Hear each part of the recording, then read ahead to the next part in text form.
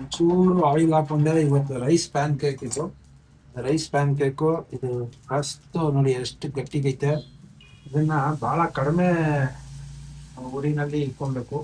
ಸಾಕು, ಇಷ್ಟಿಷ್ಟೇ ಹಾಕಿ, ಬಟ್ ಕ್ಲೀನಾಗಿ ಮಾಡಬೇಕು. ಇಷ್ಟೇ ಸಾಕು. ರೈಸ್ ಪ್ಯಾನ್ ಕೇಕ್ಗೆ ಒಂದು ಬಾಳೆಹಣ್ಣು, ರೈಸ್ ಫ್ಲೋರು, ಇಲ್ಲಾಂದರೆ ಅನ್ನನೇ ನಿಮ್ಮ ಮನೆಯಲ್ಲಿರೋ ಅನ್ನ ಹಾಕ್ಕೊಳ್ಳಿ.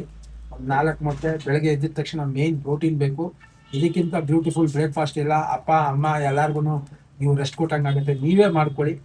ಯಾರ್ಯಾರು ಎಕ್ಸಸೈಸ್ ಮಾಡ್ತಾ ಇದ್ದೀರಾ ಅವರು ಸ್ವಲ್ಪ ಕಡಿಮೆ ಇದರಲ್ಲಿ ಅನ್ನ ಹಾಕ್ಕೊಳ್ಳಿ. ಅನ್ನ ಹಾಕ್ಕೊಂಡು ಬಾಳೆಹಣ್ಣು ಹಾಕ್ಕೊಳ್ಳಿ. ಬಾಳೆಹಣ್ಣು ಹಾಕ್ಕೊಂಡು 4 ಇದನ್ನ ಹಾಕ್ಕೊಂಡು ಇದನ್ನು ನೀವು ಒಂದು 5-10 ಮಾಡಿಕೊಂಡ್ರೆ ನಿಮಗೆ ಕಾರ್ಬೋ, ಪ್ರೋಟೀನು ಪ್ರತಿ ಒಂದು ಸಿಗುತ್ತೆ. Okay, this is the best food. Morning ಎದ್ದಿದ ತಕ್ಷಣ ಪ್ರೋಟೀನ್ ಕೊಟ್ಟರೆ ರೆಡಿಯಾಗಿ ಫಸ್ಟ್ ಮಸಲ್ ಅದನ್ನು ತಗೊಳುತ್ತೆ.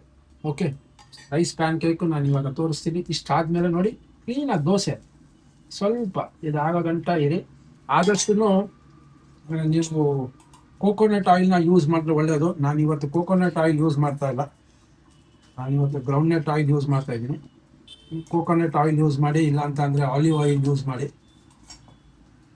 ಲೋ ಫ್ಲೇಮಲ್ಲಿ ಇದನ್ನು ಮಾಡ್ಕೊಬೇಕು. ಸ್ಟಾಪ್ ಮಾಡಿ.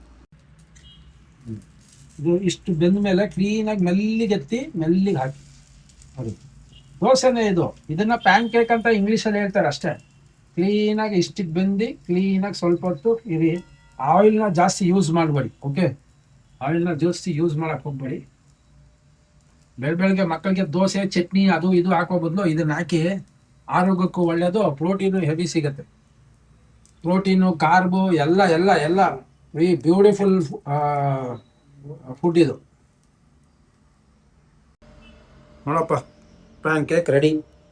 ಆರಾಮಾಗಿ ಇದನ್ನು ತಿನ್ನಿ, ಆಯಿತಾ? ಲೈಕ್, ಶೇರ್, ಸಬ್ಸ್ಕ್ರೈಬ್ ಮಾಡೋದನ್ನ ಮರಿಬೇಡಿ.